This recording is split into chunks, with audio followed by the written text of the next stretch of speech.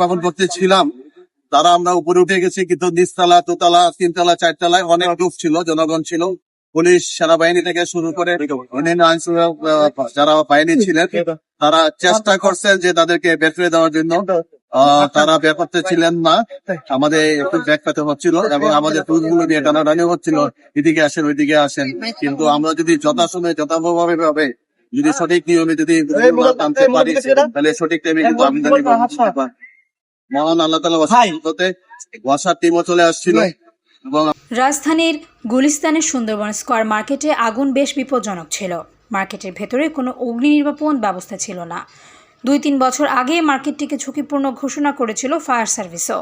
শনিবার আগুন নিয়ন্ত্রণের পর ঘটনাস্থলে উপস্থিত সাংবাদিকদের এসব কথা বলেন ফায়ার সার্ভিসের সহকারী পরিচালক কাজী নাজমুজ্জামান। তিনি বলেন, ভবনের নিচতলা ও 4তলা সহ বিভিন্ন ফ্লোরে অনেক লোকজন ছিল। এসব লোকজনকে বারবার বলার পরও বের হতে চাচ্ছিলেন না। পরে পুলিশ, ফায়ার সার্ভিস সহ সেনাবাহিনী তাদের ভবন থেকে বের করার চেষ্টা করে। এর কারণে আগুন নেভানোর কাজ ব্যাহত হচ্ছিল। আমরা যদি সঠিক সময়ে আমাদের কাজ করতে না পারি তাহলে তো আগুন নেভানো সম্ভব নয়। তবে বিভিন্ন সংস্থার সহযোগিতায় বিপজ্জনক এই আগুন নির্বাপন করতে পেরেছি।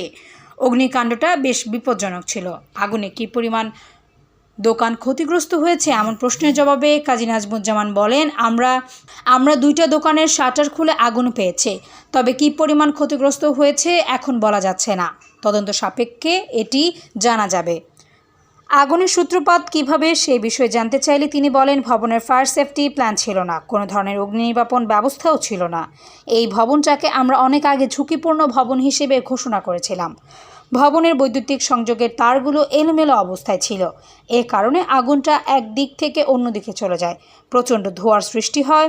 এতে আগুন নেভাতে আমাদের বেগ পেতে হয়েছে। হতাহতের কোনো ঘটনা আছে কিনা জানতে চাইলে ফায়ার সার্ভিসের এই কর্মকর্তা বলেন, না, কোনো হতাহত নেই। এদিকে আগুন নিয়ন্ত্রণে আমরা একবার অগ্নি নির্বাপনের ঝুঁকিপূর্ণ ভবন হিসাবে চিহ্নিত করেছিলাম। তো আর বিশেষ করে তার যে আপনারা দেখতে পাবেন তার যে ইলেকট্রিক যে তারগুলো আছে এগুলো খোলা অবস্থায় এলোমেলো